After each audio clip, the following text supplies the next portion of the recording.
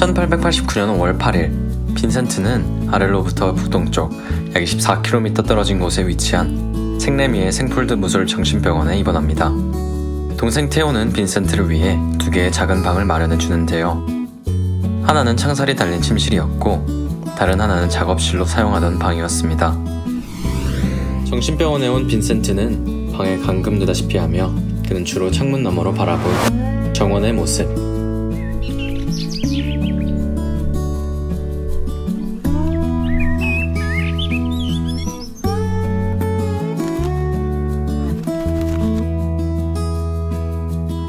라일락,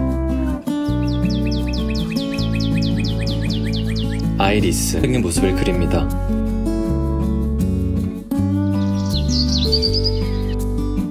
아이리스를 유키오의 풍으로 그린 작품으로 동생 테오는 이 생동감 넘치는 작품을 매우 좋아해 그의 9월에 열린 제5회 앙테팡당 전에 론강 위의 별이 빛나는 밤과 함께 이 작품을 제출합니다.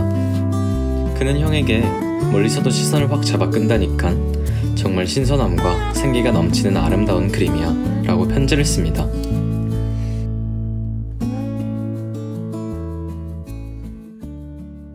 빈센트는 병원 주위에 밀밭을 그리는데요. 해가 중천에 떠있는 오후의 밀밭, 한여름의 밀밭, 달이 뜨고 있는 초저녁 밀밭,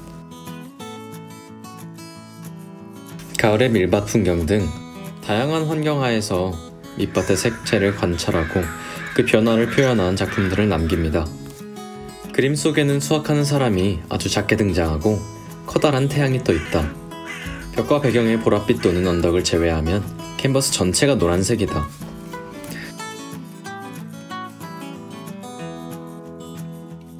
소재는 거의 똑같지만 시색을 다르게 한 것도 있다. 그 그림은 하얗고 파란 하늘에 전체적으로 회색이 섞인 녹색 톤이다.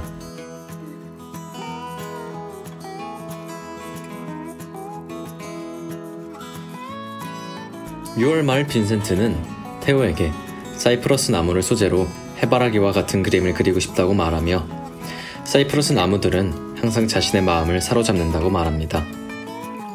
사이프러스 나무는 이집트의 오벨리스크처럼 아름다운 선과 규형을 가졌다. 그 푸르름에는 그 무엇도 따라잡을 수 없는 깊이가 있다. 태양이 내리쬐는 풍경 속에 자리잡은 하나의 검은 점. 그런데 이것이 바로 가장 흥미로운 검은 색조들 중 하나이다. 내가 원하는 것을 정확히 표현해내기란 참 어렵다. 그 속의 나무들은 아주 크고 육중하다. 전경은 가시나무와 관목 덤불들이 낮게 자리잡고 있다. 보랏빛이 도는 언덕 너머에 초록색과 분홍색을 띤 하늘에는 초승달이 떠있다. 전경의 가시덤불은 노란색과 보라색, 초록색으로 아주 두껍게 칠했다.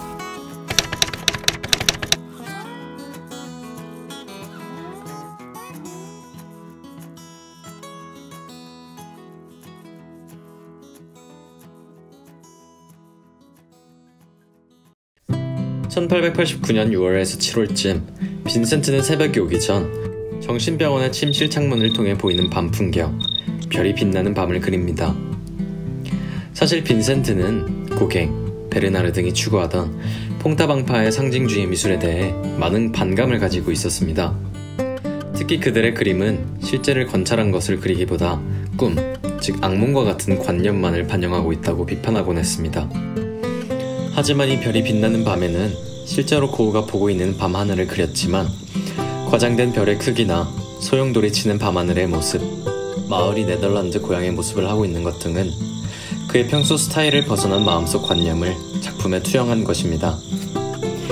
이 작품에 대한 또 다른 시각은 발작 및 환상, 망상을 치료하기 위한 약물의 부작용과 밤하늘을 바라보고 있는 그의 예술적 시각이 결합돼 과장된 아름다운 밤하늘의 풍경을 그렸을 가능성도 있다고 추측하고 있습니다.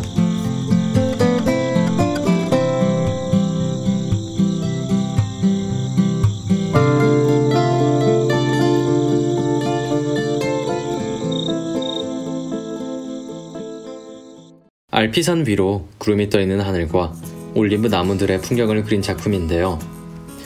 이 작품을 별이 빛나는 밤과 함께 테오에게 보내며 올리브 나무 뒤편으로 산과 흰 구름이 있고 달이 떠오른 밤하늘의 효과를 내고 있는데 이는 좀 과장되게 표현된 것 같다. 꼭 옛날 판화에만 나올 법한 외곽선들이 강조되어 있는 작품들이다 라고 편지를 보냅니다. 1889년 11월에서 12월 날씨는 추웠지만 야외에서 그림을 그리기를 멈추지 않던 빈센트는 병원 근처 소나무와 올리브 나무 등을 주제로 여러 작품들을 남깁니다.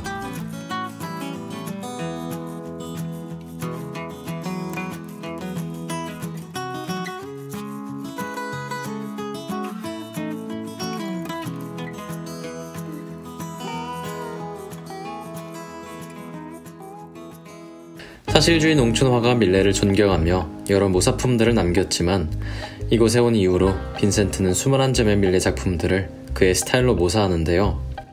그는 이 작업을 한 언어를 다른 언어로 번역하는 것과 같다라고 하며 색채, 흰색과 검은색의 명암에 대한 느낌 등을 그만의 방식으로 변화시켜 표현했습니다.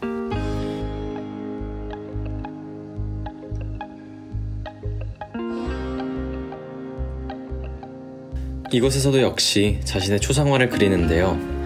왼쪽 귀를 자른 이유로는 거울에 비친 오른편만을 그렸습니다.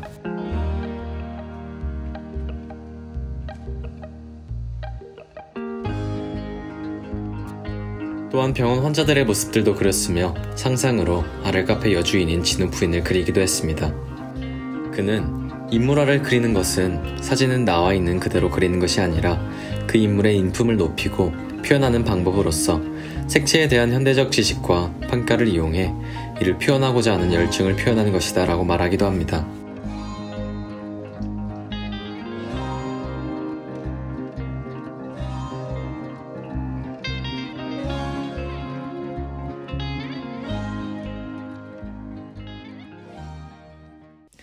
빈센트는 1890년 1월 브뤼셀에서 열린 레뱅 전시회에 초대됐는데요. 이 전시회에 6점의 작품을 출시합니다.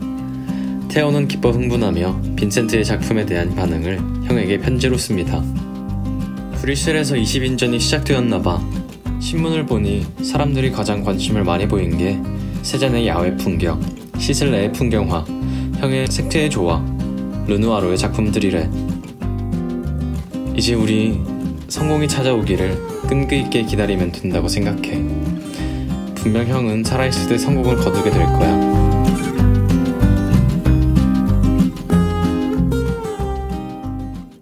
동생 테오는 1월 아들을 낳으며 형의 이름을 따 빈센트라 이름을 짓습니다. 2월 어머니께 편지를 보내며 조카 빈센트의 침실을 장식하기 위해 파란 하늘을 배경으로 한 하얀 아몬드를 그리고 있으며 자신의 작품들이 점점 인정을 받기 시작하며 얼마 전에는 처음으로 그림이 팔린 얘기, 더 열심히 노력해서 돈도 많이 벌고 이곳 병원에서 치료도 잘 받고 건강해지고 있고 희망을 가지려고 노력하고 있다고 말합니다. 작년에 이어 1890년 제6회 양대 팡당 전에도 10개의 작품을 전시하는데요. 클로드 모네는 빈센트의 작품들이 이 전시회 중 최고의 작품들이라 찬사하고요. 고갱은 그의 그림들이 이번 전시의 핵심이라고 말하기도 합니다. 인상파의 대부 카미유 피사로 역시 빈센트의 작품들이 이 전시회에서 정말 성공적으로 많은 사람들의 관심을 끌고 있다고 말했습니다.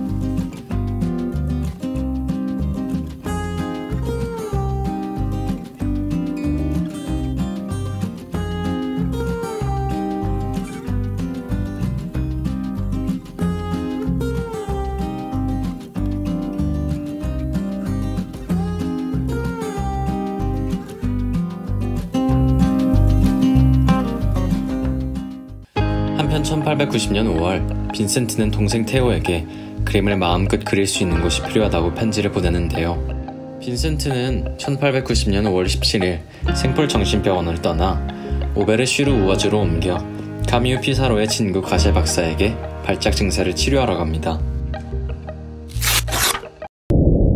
다음 영상에서는 빈센트의 마지막 정착지인 오베르슈르 우아즈에서의 삶과 작품들을 살펴보기로 하겠습니다. 영상 재밌게 보셨다면 구독과 좋아요, 알림 설정 부탁드립니다. 감사합니다.